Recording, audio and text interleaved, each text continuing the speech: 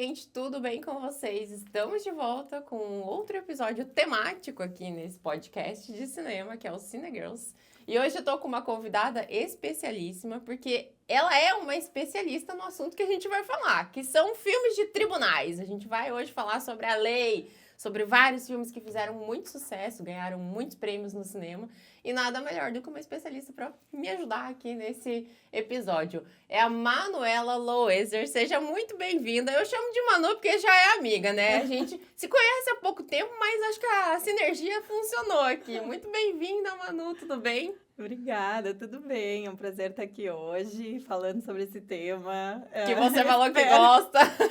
Espero entregar a contento e com certeza essa sinergia recíproca. Ai, que bom. Eu vou te pedir para você falar um pouquinho sobre a tua carreira aí, você, né, é advogada. Eu sei que você trabalha com ESG também, algumas algumas partes do direito bem diferentes, assim, né? Queria que você contasse um pouquinho aí para nós. E daí já começa dizendo qual que é a ligação que você acha que tem com o cinema, a tua profissão, que eu acho que tem tudo a ver. Bom, legal. Eu sou formada aqui em Floripa, em Direito, em 2006. E a minha carreira, bom, já dá para andar bastante. Eu sempre atuei como advogada. E passei por algumas áreas diferentes, atuando como advogada, aquela advogada típica, que vai a tribunais, que defende as causas, que é o que a gente chama de litigância. E hoje em dia eu não atuo dessa forma. Então, desde 2012, eu migrei para algumas áreas corporativas. Então, atualmente, eu trabalho numa empresa de tecnologia, uma das maiores do mundo.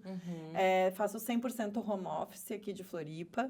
Embora a gente tenha adquirido uma startup daqui, a gente compra muitas startups e trabalha muito com essas áreas de marketing e inovação em tecnologia. Se chama Accenture, e eu sou do corpo jurídico da Accenture. Então, eu trabalho com a área de proteção de dados pessoais, gestão de dados estratégicos, e recentemente acabei de me mudar para uma área de mais inovação, de tecnologia e gestão estratégica de dados e crescimento estratégico. Então, há uma tendência das organizações se reorganizarem nesse sentido, e eu estou seguindo esses fluxos. Já naveguei com regulação bancária, já naveguei com anticorrupção, já naveguei com áreas reguladas, mas todos já nessa minha última jornada, desde 2012. No entanto, no início da minha carreira, eu atuei muito em tribunais na área trabalhista. E é bem o que aparece no... Claro, a gente sabe que o filme tem um roteiro, tem uma construção ali, mas é basicamente aquilo que a gente vê nos filmes do tribunal? Sim e não. Pode ser até mais. E pode ser muito menos, né? E isso vai variar muito de geografia, onde essa causa está sendo julgada. Não necessariamente onde o crime aconteceu, porque tudo isso implica, e às vezes, essas questões, né, que a gente fala, de territorialidade, vamos usar um termo mais simples, e que implicam, né, numa competência que a gente chama de juízes para poder julgar o caso, e às vezes não é onde aconteceu. Né? Eventualmente pode acontecer isso. E aí acaba determinando uma cultura, né, de considerar os elementos que são necessários para essa conjuntura de decisão, que, afinal de contas, é isso que precisa acontecer, uma decisão. Né? Uma prestação jurisdicional, aquele termo super jurídico. E sim, já respondendo também a tua pergunta, eu entendo que cinema e tribunais têm muito a ver. Né? Eu entendo que a vida, os fatos, não necessariamente teria a ver com o cinema, porque eu acho que as coisas não são encenadas. Se eu pensasse assim, não teria feito direito, não buscaria a justiça. Mas pensando que os tribunais... sim, muitas vezes trazem uma defesa de uma tese e que ela é totalmente parcial, porque é por isso que existem os advogados de defesa, de acusação e, enfim, as estruturas que servem a isso. Existe, sim, né? O encenar, o reproduzir. O advogado, às vezes, é um ator, ele está atuando ali, né? Sim, em algumas ele áreas tem que muito vender forte. uma verdade. Sim. É isso que o advogado faz, ele vende uma verdade, na minha opinião. E de novo, assim, eu tenho não minhas aprofundando, né? Bem sobre a área, assim, muito nas litigâncias, né? No que a gente chama quando precisa buscar uma decisão de um tribunal, quando tu entrega para o Estado essa decisão. há uma necessidade de reforço dessa tese. E o reforço vem esse esforço da encenação, essa extra energia, além do simplesmente, às vezes, uma prova que vai constar no papel, ou numa gravação, ou numa evidência, ou às vezes numa testemunha, mas sim uma encenação.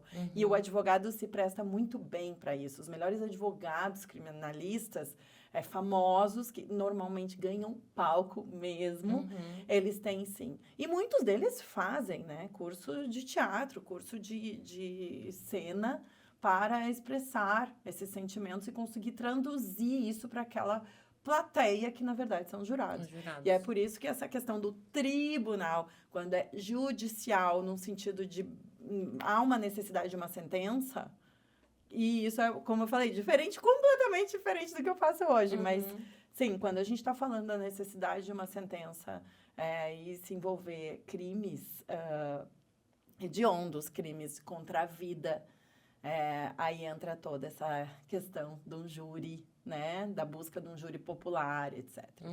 Que é o que a gente vê na maioria dos nossos filmes aqui hoje. Super. Eu acho que isso há um estigma, há um favoritismo, vamos dizer assim. Eu acho que uma coisa depende da outra, porque eles são muito queridos pelo público, que existe tanto, mas também existe tanto porque é o que o público mais sabe que é. Sim. Então, às vezes, é a falta de informação sobre, afinal, o que é o papel de um advogado que não seja esse, né? No meu caso, eu fico um pouco carente. Quem me representa no cinema? Não há.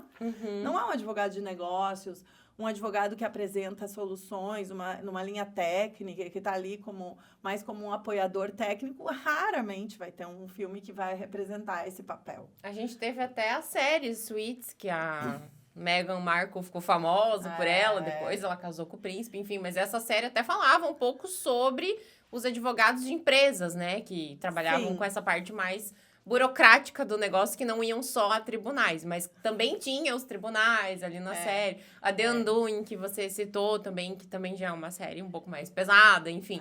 A gente não fala muito de séries aqui, mas só para citar que existem essas duas séries aí. Mas a gente realmente não tem muita representação de...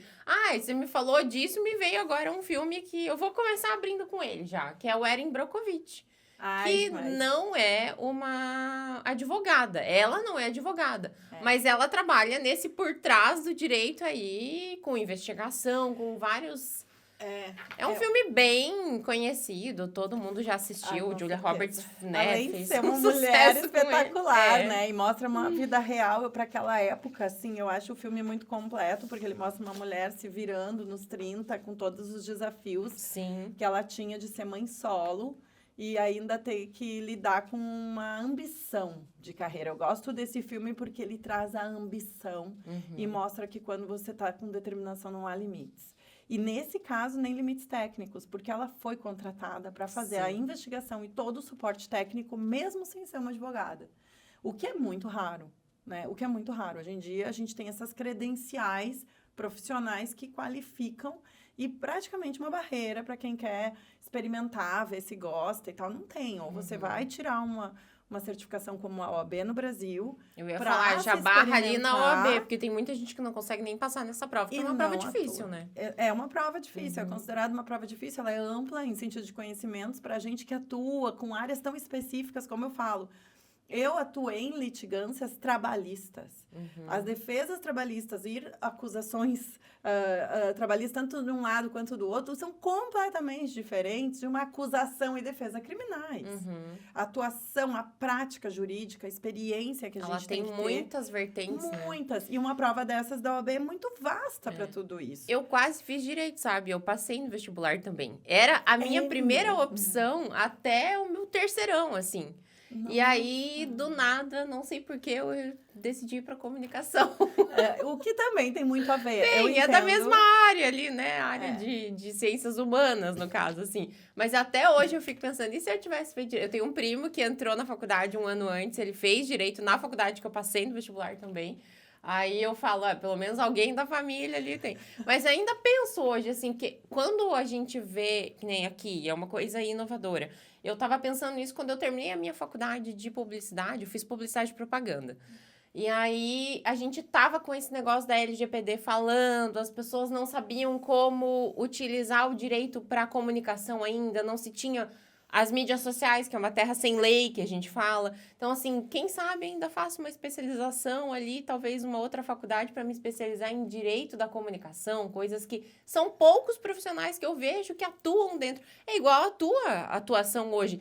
Qual é o profissional de direito que atua com inteligência, com dados, com inovação, né? São poucos ainda. A gente vê, é uma profissão muito tradicional. A raiz é muito tradicional ainda, né? Sim, eu costumo nem dizer que eu sou advogada muitas vezes. Se eu quero explicar o que Você é eu consultora. faço...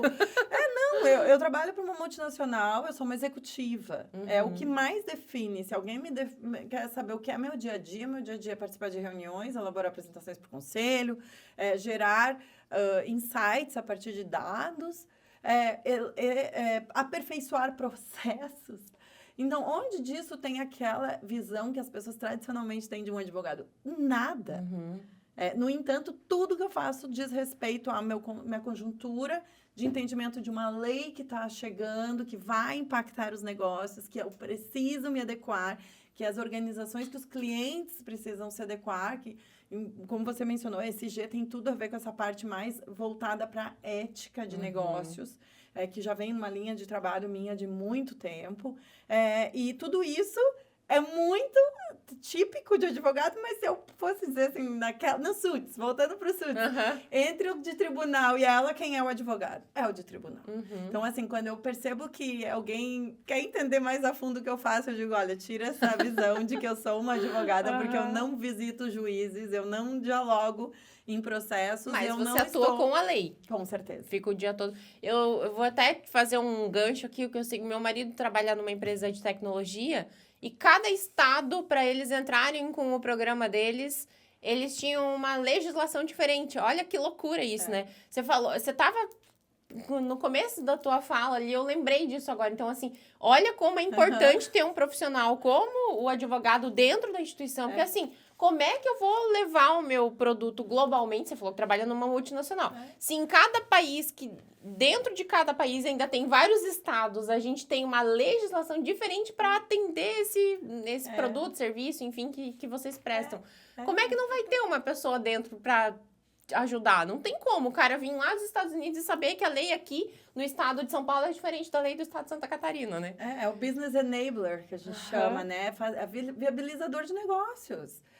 Mas o advogado, o advogado mais de consultivo, tradicional, que atua nas áreas empresariais, muias vezes ele é visto como o cara que faz a barreira e não possibilita que o negócio ande, porque ele é muito burocrata, porque ele traz a lei, o compliance e tudo isso tão contra o negócio e fica aquela briga de forças. Isso também, para mim, é uma visão ultrapassada. Eu passei por fases, é claro, de amadurecimento Manuela, profissionais, e também o meu amadurecimento dentro das organizações que eu passei. Mas hoje eu tenho essa visão e eu sei que eu sou vista assim dentro da organização que eu trabalho. Que eu sou necessária, eu sou estratégica, eu vou trabalhar junto com pessoas que estão desenhando um negócio, que by design é outro termo super comum. Começou com privacy by design por causa da LGPD, mas hoje em dia ganhou muito ethics by design, human by design por causa da inteligência artificial, que é uma das áreas que eu atuo também.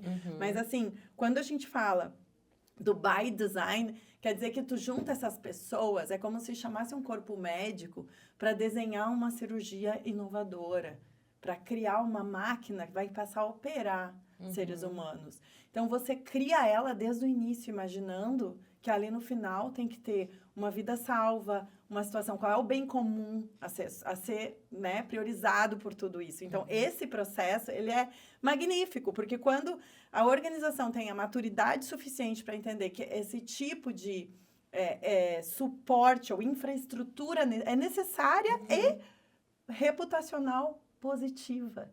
Porque se ele consegue comprovar que eles têm esse sistema, esse mecanismo de funcionamento para tudo que a empresa faz, ela se torna mais confiável, o valor de marca ganha, daí começa a falar de novo de associar direito e marketing. Olha que interessante. Então, valor de marca, valor de reputação, blindagem contra concorrência, né? Então, tudo isso ganha muito valor. Uhum. E a própria Accenture, que é a empresa que eu trabalho, ela gera marcas para os seus clientes. Então, a gente não apenas tem uma marca forte, que é considerada, há 17 anos, a gente é considerada no grupo de 10 empresas mais éticas do mundo. Há muitos anos a gente ganha prêmios nesse sentido, mas a gente propicia que os clientes fortaleçam suas marcas também, através dos serviços que a gente entrega. Então, tudo isso é muito interessante. E é inovador também, né? Porque são poucas as empresas que já têm esse suporte hoje. Claro, às vezes por possibilidade da empresa, pelo tamanho, pelo porte, Recursos, enfim. E é uma profissão, como você falou, que está chegando, né? É uma profissão nova, vamos dizer assim. Com certeza. Há 15, 20 anos atrás, você começou... Há 30 você não tinha isso dentro das empresas ainda, né? Não, e eu fiz direito pensando concurso público ou advogado. É, não a havia maioria, outro né? caminho. Quando eu fiz direito, eu não imaginei a minha trajetória chegar onde eu cheguei. Mas voltando para os filmes... Vamos voltar a falar dos filmes. Voltando para os filmes, eu acho que, assim, primeira coisa, e que eu já tinha comentado contigo, eu acho que é um pouco de desprestígio para quem está trabalhando nessas linhas. Que às vezes elas são tão importantes, mas... Enfim, ou porque o público gosta mais, ou porque é o que o público conhece.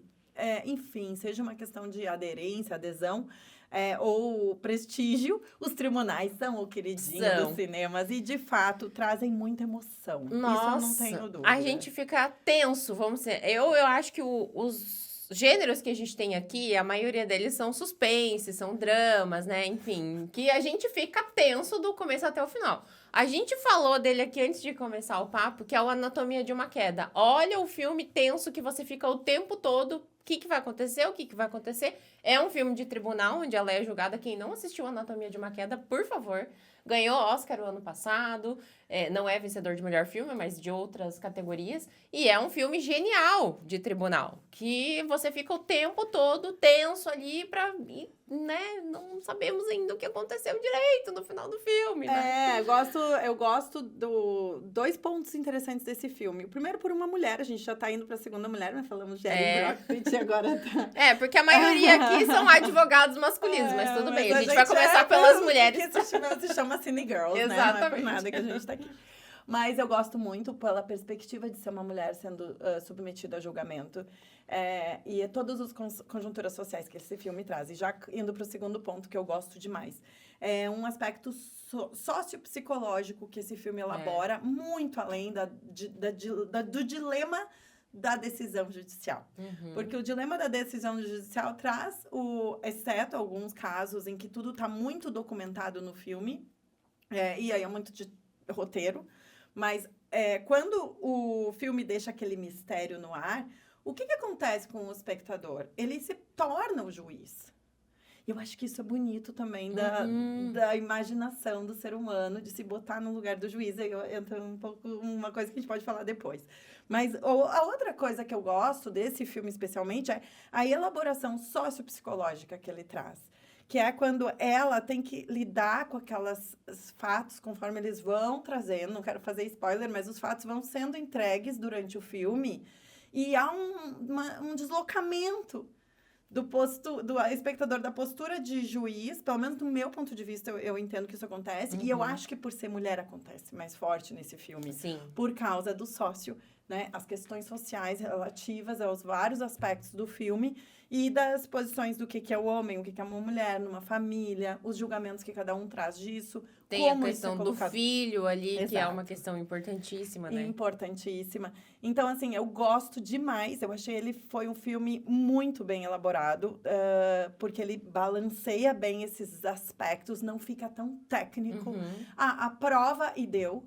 Ele deixa esse espaço de elaboração e bem feito. Não é um espaço de elaboração solto. Que ele é dúbio o tempo todo, né? Sim. A gente fica na dúvida o tempo todo. É aquilo que você falou, a gente se coloca no lugar do juiz. A gente tá ali julgando também, né? Eu acho isso fantástico. Eu acho que o ser humano tem uma fantasia incrível sobre isso. E isso acho que é mais um elemento, voltando para os motivadores. Por que os filmes de tribunais ganham tanto espaço? Acho que esse é óbvio, o ser humano gosta dessa brincadeira de papéis. E quando o filme traz a ele o convite de se botar no papel de um juiz, mesmo que gere vários sentimentos ao longo daquelas 2 horas, 3 horas de filme, é um movimento interessante de sair da tua zona de conforto e tentar descobrir, enfim, trabalhar aqueles aspectos. Eu acho que mesmo quem não tenha nem um pouco de apreço por direito, vai se envolver por esses filmes. É. Não importa. Vai ter um que vai dizer, esse eu gostei. Nossa. Né? Eu tenho vários aqui. Eu sou muito fã, assim. Eu gosto muito de assistir esse tipo de filme. também. O suspense é o meu segundo gênero favorito depois que eu falei já da fantasia. Não temos filmes de fantasia aqui, graças a Deus. Porque não se misturam essas coisas. Até tem cenas lá no Senhor dos Anéis que eles, tentam fazer um tribunal lá. O próprio Harry Potter tem uma cena que ele é julgado lá no Ministério da Magia, mas nada como a força desses filmes aqui. Tem um filme aqui que é bem icônico, que é O Poder e a Lei. A gente tem Matthew McConaughey nesse filme, é um dos melhores filmes dele da carreira, na minha opinião. E esse filme também, eu acho que ele foi um divisor de águas ali, de trazer os filmes mais antigões e os filmes mais novos de tribunais. Porque esse filme aqui, ele já vem com uma carga maior, assim, né? A gente tá falando de um assassinato que o acusado era um acusado de assassinato. E a gente tem aquela trama ali envolvendo todo esse filme. Esse filme, pra mim, você assistiu esse, O Poder e a Lei? Eu assisti, só que eu tô tentando me lembrar, porque eu acho que eu tô confundindo com um outro.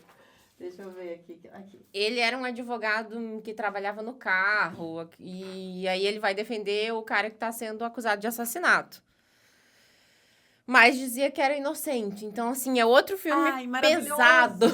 Sim, eu gosto também do dilema do advogado, porque aí é que tá. Esse filme, eu acho que ele dá um hiperfoco no advogado.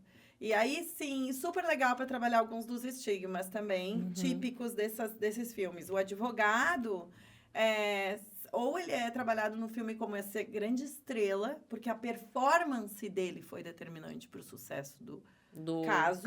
A justiça, normalmente, aquele filme em que a justiça tem que ganhar, né? E aí, beleza, é aquele roteiro tradicional.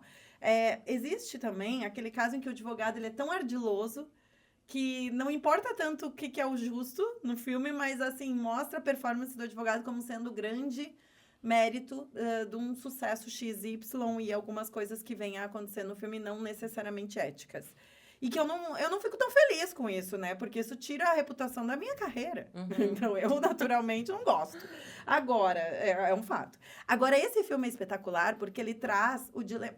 E tudo isso partindo-se do pressuposto que o advogado sempre aceita a tese do seu cliente. E nem sempre. Então, eu adoro esse filme porque ele põe em xeque essa premissa de que o advogado, ele está totalmente vendido, né, na tese do seu cliente, ou ele está ajudando o cliente a fazer a tese. De duas, uma. E esse filme questiona tudo isso e traz os elementos dos valores individuais dessa pessoa, desse advogado. E aí ele traz à tona um lado humano, né, do advogado, que eu acho que estava uma carência aí de filmes sobre esse assunto. Eu adoro esse filme. Gosto muito, é um que eu indico muito, assim. Eu vou seguir na linha aqui, O Juiz, que a gente tem lá de Robert Downey Jr. Ai, é muito bom. Esse filme também é muito bom, né? Muito bom. O Robert Downey Jr., eu costumo dizer que ele é um ator que ele transita entre gêneros muito bem. Ele consegue trabalhar em qualquer papel. Ele veio ali do Sherlock Holmes, né? Que ele já vinha numa investigação, e aí ele vem com O Juiz. Esse filme, pra mim, também foi um dos filmões desse ano, que é 2014. E é uma lição de moral, né? Eu acho esse filme incrível, porque também dele já traz o outro foco e é maravilhoso. Essas possibilidades de trabalhar os personagens que vão se encontrar ali naquele palco, né? Vamos falar assim. Realmente um palco aquilo ali, né? Muitos ali... Você tava falando antes dali, a gente tava falando do Poder e a Lei, eu lembrei de uma cena do Mentiroso. Sabe, com o Jim Carrey, que ele tá defendendo a mulher e ela tá mentindo e blá. Eu falei, realmente, essa é a parte ruim, né? Aquele grande rótulo que os advogados recebem. Acho que esses acontece, como eu falei, eu não gosto.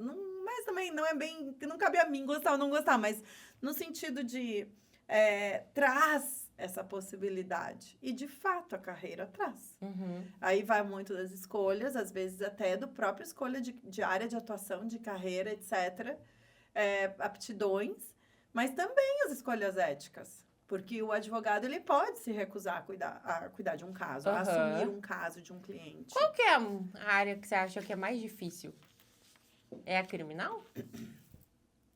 Não, eu acho que a criminal não é difícil. Eu acho que a criminal ela demanda umas aptidões específicas. Eu acho que acontece de pessoas que não têm a aptidão acabarem sofrendo muito numa área como essa. Uhum. Porque a área criminal, ela tem um elemento chave que é o processo. Assim, todas as áreas que tem Mas acho que, por exemplo, no Brasil, né? E eu só tô falando do Brasil, Não, que foi pode minha falar, experiência. não tem problema. Mas a área criminal, ela tem um aspecto espetacular que é o processo. E aí é quase como descolar os fatos, a busca de provas do processo. Uhum. Então, um advogado bem habilidoso processualmente na área criminal no Brasil, ele, de fato, ele destrincha e ele pode ser muito bem sucedido. Em contrapartida. E muitas vezes não tem sequer um julgamento, né? Lembrando isso, os julgamentos são os crimes contra a vida, né? Relativamente aos aspectos que a gente entende que é uma ofensa a toda a sociedade. Por que um julgamento de tribunal de júri e popular?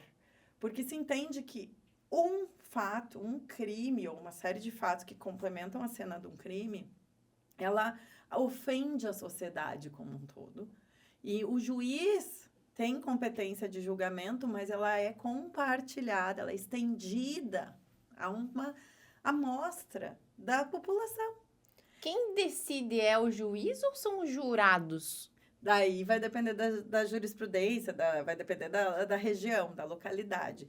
Mas, dependendo do tema, os jurados. O juiz, ele conduz a decisão dos jurados. A instrução, que a gente chama. A instrução é a instrumentação dessas provas, a ponto de levá-las aos jurados de uma forma consistente para a tomada de decisão. Eu sempre fiquei nessa pergunta, eu não sabia. Quem que resolve a situação ali? Então, são os jurados. E dependendo, pode haver um parecer. Eu não vou dizer que eu sei de todas as legislações, porque, como você sabe, não é minha área de atuação, mas é possível ter um parecer do juiz que possa posicionar ou ter um peso versus o dos jurados e tal. Mas, sem dúvida, se há a composição de um tribunal de júri, se tem toda essa convocação pública, se tem toda essa encenação, o peso dos jurados é significativo. Eu não imaginaria que uma jurisdição, um outro país, consideraria anulado, ou mesmo o peso de um juiz. Eu acho que sempre seria um pouco a mais, no mínimo. E aqui no Brasil... É isso, assim, o juiz faz a condução, faz essa instrumentalização das provas e os jurados fazem aquela etapa final, que seria... Tem um filme, né? O Júri. Eu ia falar dele agora. Eu gosto muito desse filme. Por isso que eu te fiz essa pergunta. Gosto muito desse filme, porque também deu um zoom para... Então, né? A gente tá passando pelos... Quem são os personagens dessa cena, O júri e tem a jurada também. O júri é com o Dustin Hoffman, que é um filmaço, assim. Gente, quem não assistiu, por favor, esses filmes que a gente trouxe aqui... Claro, tem vários filmes que falam sobre advogados, mas esses são os mais importantes, vamos dizer assim, na atuação do direito. A sabatina. Dizer assim, tá em dúvida de fazer direito. Assiste esse daqui pra ver. Lembrando que a vida real, muitas vezes, não é o que aparece em Hollywood. Mas é muito interessante para conhecer, para se familiarizar e entender um pouco do que a gente está falando, né? Os dilemas, as decisões, a tomada de decisão sobre os fatos, um crime e tal. Tudo isso é crime, né? Nesse que a gente está falando aqui, acho que nessa reta final aqui, tudo crime. Lembrando que a Erin Brockovich, muito legal, é um crime ambiental. Que é aquela questão da contaminação da água, aquela luta, que até eles chegarem na raiz desse problema, que era a contaminação da água, olha o tanto que ela teve que trabalhar. Foram 3 anos ali que eu acho que se fala no filme, se eu não me engano. De buscas e saber o que estava deixando aquela população doente. Quem não assistiu, Erin Brockovich, é um filme de 1900 e... Ele é um filme antigo já, gente. Não, desculpa, 2000. Eu ia falar 99, mas é 2000. É a história de uma mulher que vai trabalhar num escritório de advocacia que está investigando uma empresa por contaminação da água numa certa região que deixou as pessoas doentes. As pessoas ficavam com câncer e várias acabaram morrendo, né? E depois e tem um júri, tem todo um um rolê ali nesse filme, vamos acabei dizer. de me lembrar de uma outra série, eu vou ter que entrar aqui. Pode que é o falar, não tem problema. Better Call Saul. Não assisti essa eu não vi. É a continuação. Eu vou fazer um spoiler rápido aqui. O Better Call Saul é a continuação. Ele é o advogado aquela série famosa, esqueci o nome de um químico que começa a preparar as drogas. Breaking Bad? Breaking Bad. É uma continuação? É. Boa, porque o Breaking Bad eu gostei bastante. Breaking Bad, em algum momento, entra eu não assisti, mas eu assisti Better Call Saul inteiro. Uhum. O Break, e dá pra assistir desconectado, mas em algum momento, um advogado entra e tá atuando ali na região. É o mesmo ator? Albuquerque. Porque aquele advogado em Breaking Bad, ele é hilário. Ele é meio ele mesmo. um advogado canastrão, assim. Exatamente, é isso que eu queria falar agora. Sobre a outra possibilidade de trabalhar os advogados em filmes, que é exatamente esse malandro, esse canastrão, esse cara comercial. É uma advocacia comercial. E aí entra um pouco o que acontece nos Estados Unidos, diferente do Brasil. No Brasil, assim, o regulamento da OAB até acontece, mas o regulamento da OAB não autoriza propaganda de serviços jurídicos. Então, você raramente vai ver uma propaganda, ligue aqui. É verdade. Vamos lá, os escritórios ligando para as pessoas, para umas ações específicas, etc. Né? Passando procuração e etc. em busca de... Isso nos Estados Unidos é bem diferente, é autorizado. E aí, me lembrei um pouco da Erin Brockovich, porque ela começa essa investigação e vai fundo por uma boa parte do filme, sem nenhuma procuração para isso, sem muito... O que no Brasil ficaria um pouco estranho e alguém poderia se impor. E daí, nisso, me lembrei do Better Call Saul, porque ele vai num asilo e ele começa a ver que existiriam vários direitos dos velhinhos e começa a ir atrás disso. E ele faz uma super carteira, do zero. Ele não tinha nenhuma causa. Ele era, tipo, um advogado que insistiu, conta a história dele inteira. É uma pessoa que teve, assim, uma falência profissional.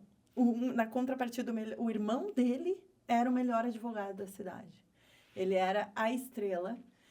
E aí, em alguma medida, ele insistia, ele não desistia dessa carreira.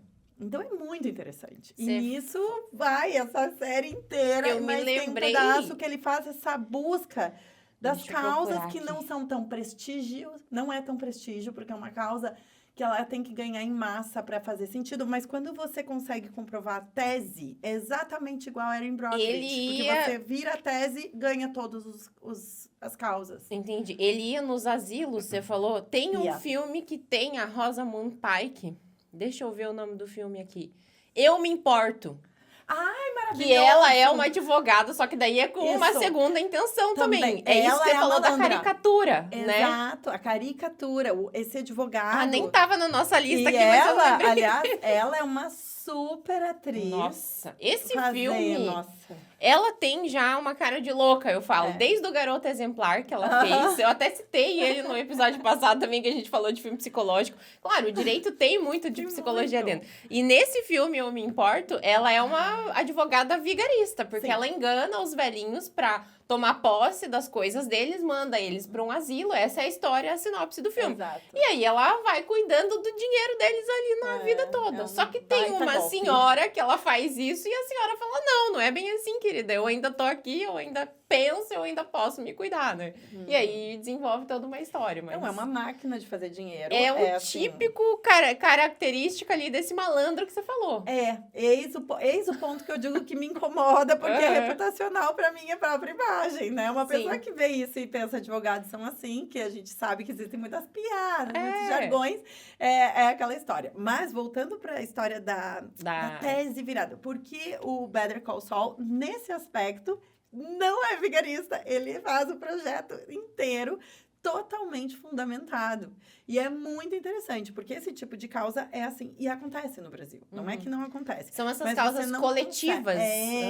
Lá nos Estados Unidos chama muito comum a claim actions e tal, acontece muito com as questões de valores de ações, né, e tal. Mas, tu pode bater porta a porta e fazer um movimento mais agressivo, comercial. Lá.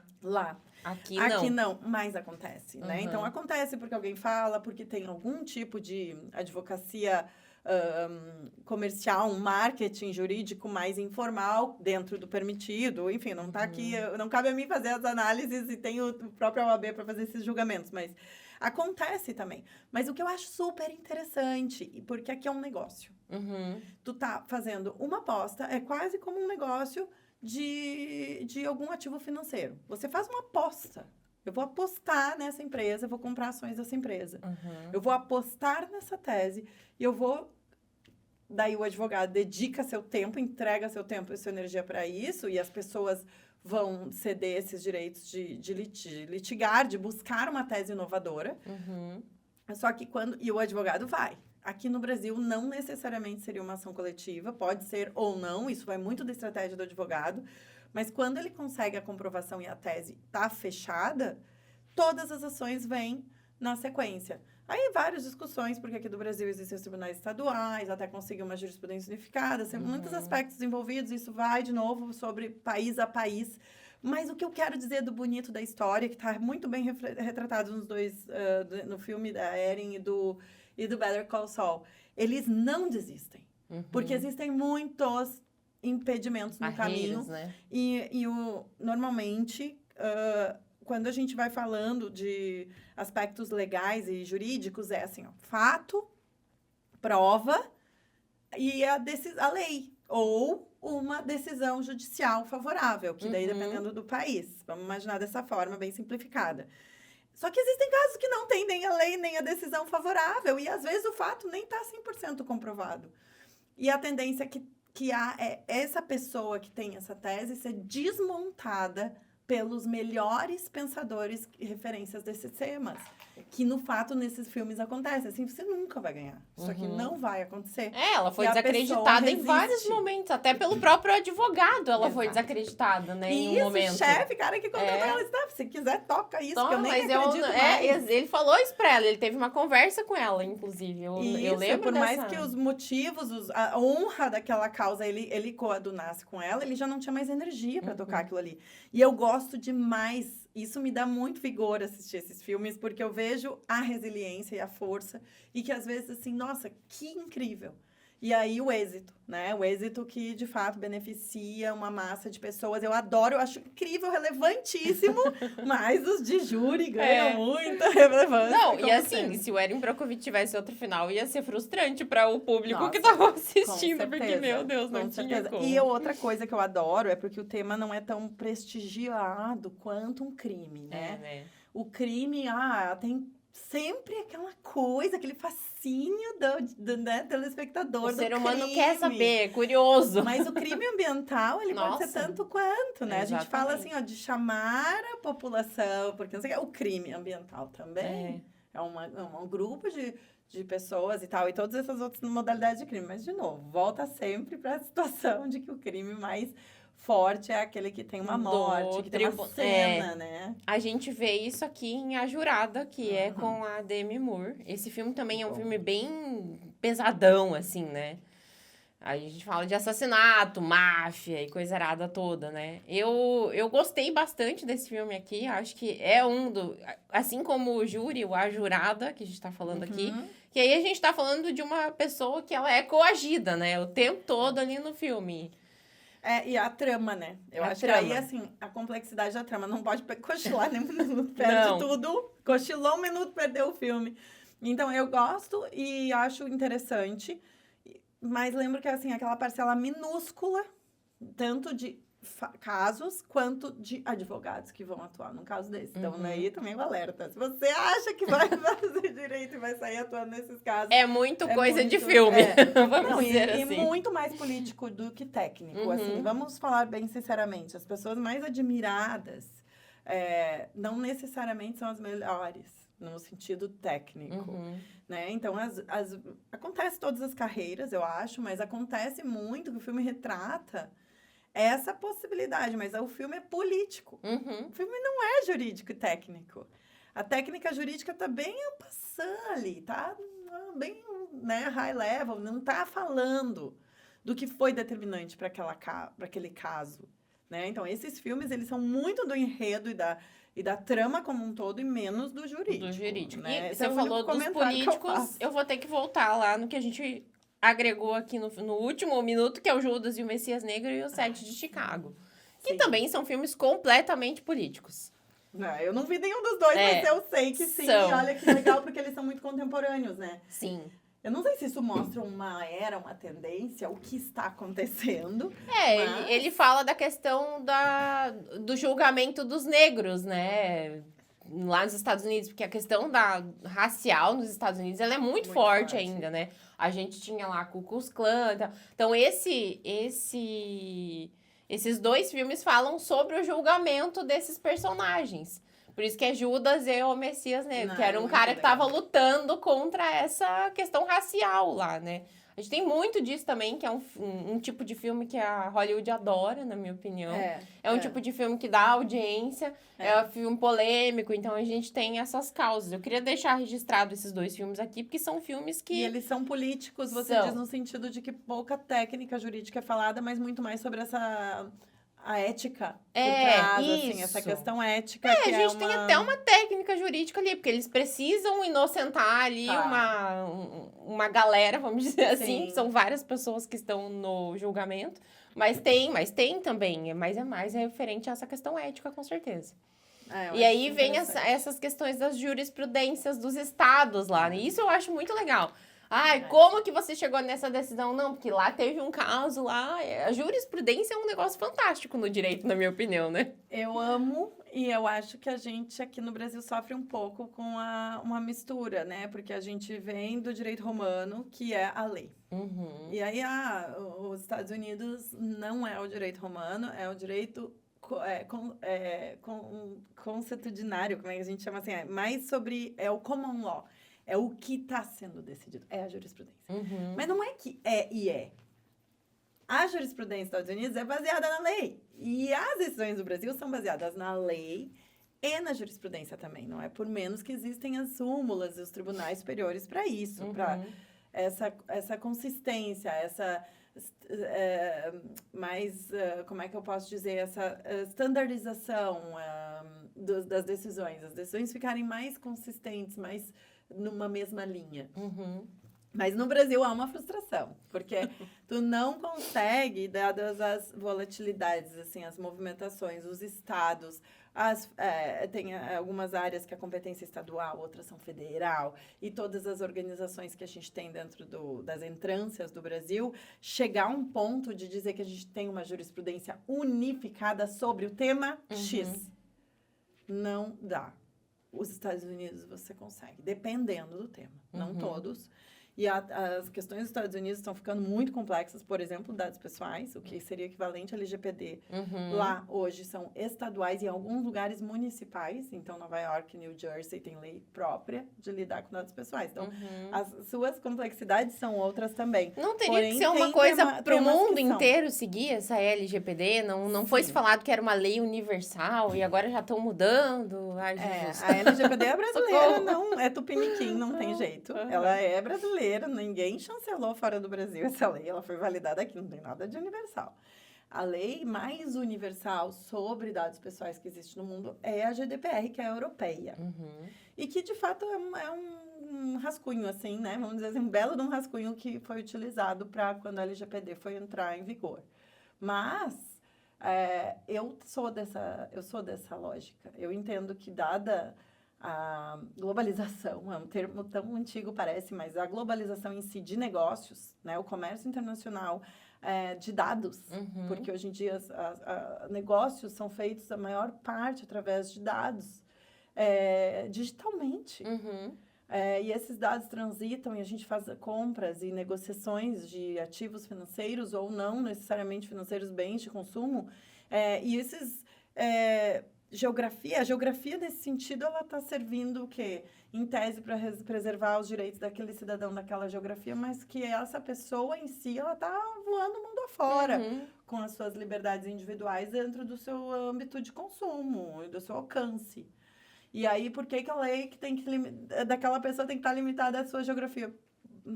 Uma padronização internacional, acordos internacionais que são datados do final da Segunda Guerra, da Guerra Fria. Senhor. Que é da OCDE, onde tudo isso começou. Uhum. Então, de fato, a base de tudo, ela parte de uma territorialidade que hoje já é questionável. E a gente não tem nenhum filme ainda falando sobre isso, hein? Ó, fica uma dica aí, eu não sei se é um assunto... Tem privacidade hackeada e tal, mas sobre a questão de geografia mesmo, não, né? É interessante, realmente.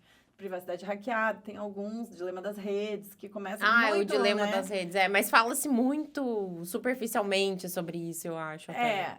Ainda tem muito espaço para falar sobre essa temática, mas ela é uma temática polêmica também, por e é causa um dessas assunto muito questões. novo também, né? Então... Não, e tem muita questão de dumping social e comercial, né? Então, assim, hoje em dia, as leis, nesse caso, territoriais, que em tese são para preservar os direitos dos indivíduos daquele país ou daquela geografia, elas são negociadas numa bolsa balcão internacional de comércio, de abertura de exportação, de abertura de comércio, né? Então, são essas barreiras comerciais que são tratadas e elas acabam afetando tudo isso e muitas vezes negociação sobre o que vai acontecer com os dados dessas pessoas nesses países.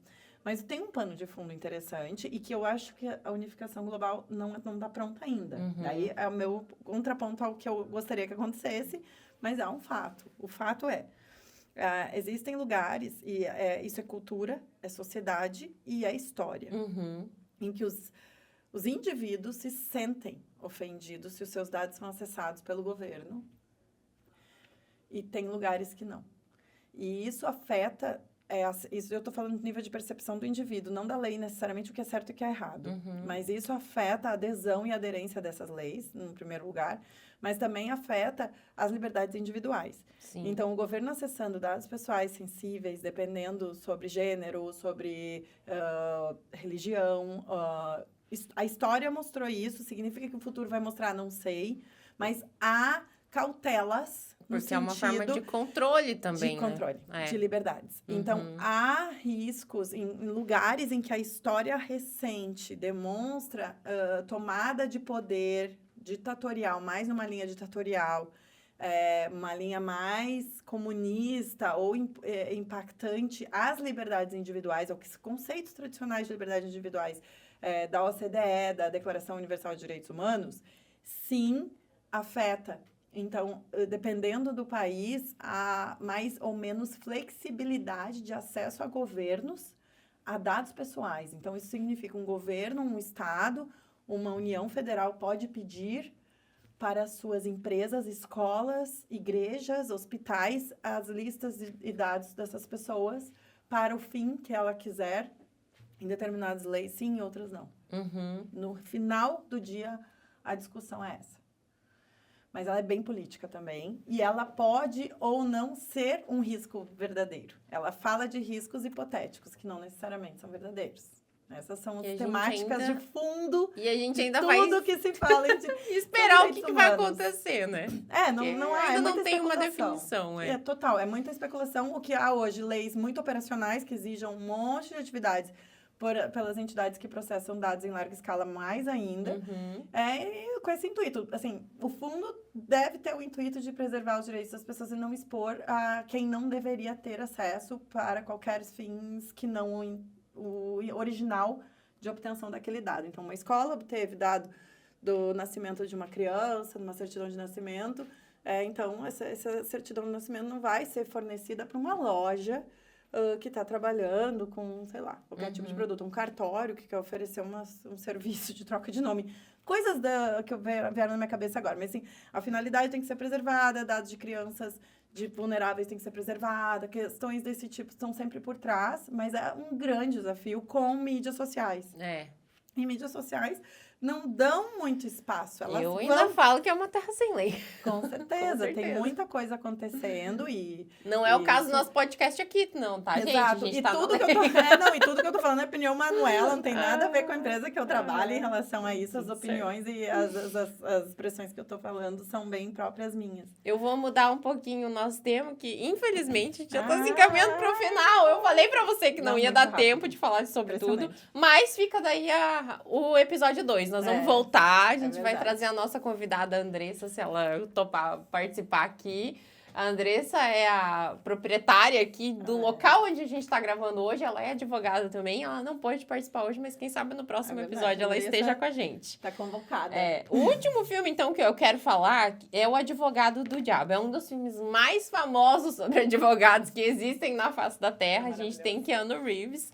E, gente, ele é um filme muito atual, na minha opinião, esse filme ainda. O Advogado do Diabo, para quem não assistiu, Al Pacino, Keanu Reeves e Charlize Theron, que fala de questões éticas muito profundas, vamos dizer assim, né? Qual a sua opinião sobre este filme, mano? Não, ele é um filmaço e ele traz essa expressão, né? Que eu acho que, assim, a gente já usava, mas ela parece que ficou mais reforçada depois daquele filme. Eu tenho uma imagem forte do Jim Carrey, assim, do Keanu Reeves. Keanu Reeves. Do Keanu Reeves, assim, com o dilema com o... É o Al Pacino. O Al Pacino. Numa discussão, assim, eu acho interessante porque ele sempre trazia o contraponto, né? Então, assim, tá tudo andando, você vem lá e pá, mas tem isso, mas tem aquilo, que é exatamente o que a gente fala. Vou fazer o papel de advogado do diabo, vou fazer o contraponto, eu vou mostrar o que aquilo pode dar errado e vou a fundo. Mas eu gosto porque traz os dilemas éticos também. Num contexto, comparando talvez com o primeiro que a gente falou, da anatomia, mais suavemente, no sentido mais superficial, mas em compensação, dilemas mais pesados e uma cartela deles, né? Que é até quanto você se vende por uma causa, né? Vamos dizer assim. E nesse aspecto ele capta a profundidade, né? E daí a gente pensa, gente, até onde eu consigo sustentar, né? As minhas escolhas, as minhas teses. É fácil dizer que tá certo, que tá justo e até... Ali entra bem na característica do advogado, né? No sofrimento, porque ele sofre o filme inteiro ali com aquele dilema, né? Isso. Eu vejo esse filme eu falo do Keanu Reeves, né? É Kevin Lomax o nome do personagem dele. Ele sofre o tempo todo no filme, ele fica o tempo todo se questionando, né? Se ele deveria, se ele não deveria, como é que é. E também um foco no advogado, eu gosto disso, né? Aquela história de focar no dilema do advogado, eu acho isso muito interessante. Ele já foi um filme mais recente sobre isso. Gente, a gente trouxe vários filmes legais aqui. Você vai voltar para a parte 2, porque, olha, nós não trabalhamos nem a metade da nossa lista aqui ainda. Verdade. Mas eu queria falar de um último filme, que esse é um filme que eu gosto muito, que é A Dama Dourada. Que aqui a gente fala de um direito um pouco diferente, que a gente está falando de uma obra de arte. Helen Mirren está sensacional, né? Eu adoro ela de todas as formas. Mas esse filme também é Eu assisti até um outro filme parecido com esse, de um senhor inglês que roubava um quadro para falar sobre os idosos, até... Não me lembro acho que é o Duque o nome, se eu não me engano. Que me lembrou desse filme aqui. Esse filme aqui já é o mais antigo, ele é de 2015. E aí vem com essa história de você reaver o seu bem que foi roubado numa guerra. Nossa, é muito bom esse filme aqui. E aqui a gente fala de tribunal, ali a gente fala de briga no tribunal, né? Primeiro também. Vou encerrar com ele porque pra mim é um dos melhores dessa lista. Eu acho inusitado como ela consegue achar o advogado para essa causa. Eu acho assim super fora do comum. E eu acho que foi certo, eu acho que acertaram ali muito o advogado, completamente fora do padrão do que eu diria que seria daquela senhora. E ele cumpre excepcionalmente esse papel. Então, ali eu virei, assim, fãzona do Ryan Reynolds. Ele tá incrível. Que sempre fez papéis meio cômicos até então, não tinha feito um papel mais sério, assim, né, vamos dizer. Não, e assim, aquele é o advogado. Esse é o cara que eu sei, esse é o cara. Porque ele é bem humano, ele vai junto, ele mergulha fundo na história. Eu adoro isso, assim. A história da arte é espetacular, porque o filme consegue trazer... Eu não sei como eles conseguiram, porque eles trouxeram cenas da pintura sendo feita. Ao mesmo tempo que vinha e voltava no tempo. Então, essa viagem do tempo no filme, eu acho um detalhe à parte, assim, que eu amo. E que me deu muito senso estético para esse filme, então eu adorei. Nossa, ele é saiu do bonito. dilema, do drama, digamos, técnico, né? Da grande injustiça ou justiça ali, mas foi para um estigma de plasticidade que eu amei. Mas esse filme também, ele traz essa questão da guerra que pesa e a injustiça que é, né? Acho que, assim, para mim pesou muito, assim, cara... A obra de arte, ela é tão superior a tudo isso e como ela ficou danificada e quantas outras. Isso aqui é só uma história, um fragmento. Quantas outras que a gente não teve durante esse período das duas guerras, duas grandes guerras. Né? Exato. E toda a trama, né? A história que vai sendo revelada ao longo do filme, que vai partindo numa perspectiva individual dela, da vida, da história dela e da história da família dela, contexto de guerra, né? História. E depois acaba, assim, o tribunal, assim, é o desfecho final. Super dilema, né? Também, super, assim... Mas a melhor cena desse filme é quando ela fala que, assim, pra todos aquilo lá é uma obra de arte. Pra ela, é uma foto, vamos dizer assim, um retrato da tia dela que contava as histórias pra ela. Que ajudou a construir o caráter dela, querendo ou não, né? É verdade. Porque, querendo ou não, aquela mulher que estava retratada na pintura era a tia dela. Era a tia dela, então, você imagina, roubaram o quadro da família dela, que era a pintura da tia dela. Depois o artista ficou muito famoso e aquele quadro valia milhões, sei lá quanto que valia. Essa é a melhor cena do filme pra mim. Pra vocês é só uma obra de arte. Não é só uma obra, pra vocês é uma obra de arte, sim, mas pra mim é a minha tia. Então, tipo, olha louco, né? A dimensão que se chega, né? E aí também dá toda uma viagem sobre a arte, né? Também, total. Eu adorei esse filme. Esse filme. Eu achei ela uma combinação perfeita. Eu gosto dos filmes também que não ficam só naquela questão. Só do júri, da morte, do julgamento. Não, isso aqui é uma coisa totalmente fora, né? Do que a gente tá acostumado. Não, e realmente esse contexto, eu tinha esquecido da conjuntura, que a família dela ainda tá... E daí ela é como a tua foto, o teu álbum de fotografias que foi extraviado é uma memória. É uma memória, é muito exatamente. Além, né? É uma memória. E ela brigou que ela conseguiu. Resiliência de novo, né? Mais uma vez a resiliência pra... Venceu. Coroar. Manu, obrigada pela tua participação. Antes da gente terminar, vamos lá, vamos fazer um top 3 desses filmes que a gente falou aqui. Qual que é o teu terceiro lugar? A gente tem Erin Brockovich, A Dama Dourada, Anatomia de uma Queda, Judas e o Messias Negro, O Júri, A Jurada, A Advogado do Diabo, Eu Me Importo, Poder e a Lei e O Juiz. Passando a listinha pra vocês aqui. A gente vai voltar pra fazer a parte 2, com certeza, porque tem muitos filmes aqui que a gente não falou ainda e tem filmes históricos que a gente não falou também. Eu acho que eu colocaria Eu Me Importo em terceiro lugar. Eu Me Importo em terceiro lugar. Eu vou colocar o Poder e a Lei em terceiro lugar. Segundo lugar. A Dama Dourada. A Dama Dourada, concordo com você. Primeiro lugar. O Júri. Porque, afinal de contas, esse tema de hoje, né? E o Júri, ele é extremamente bem feito. Ele é um primor de filme porque ele vai no etapa a etapa, ele fala e é isso, é o tema de hoje. Eu vou colocar O Advogado do Diabo, que é o meu favorito dessa lista. Também, assim, muito bom. Olha, foi difícil. Muito bom, né? Difícil. É difícil. E aqui tem, assim, horas pra você se divertir com esse monte de conteúdo de filme de tribunal, filme de direito. E a gente vai voltar para um papo 2, né? Com certeza. Então, espero a tua volta aqui. Quero te agradecer muito por você ter vindo. Falar desse tema que eu ainda não tinha falado aqui no podcast. A gente já tá 1 ano e meio aqui com...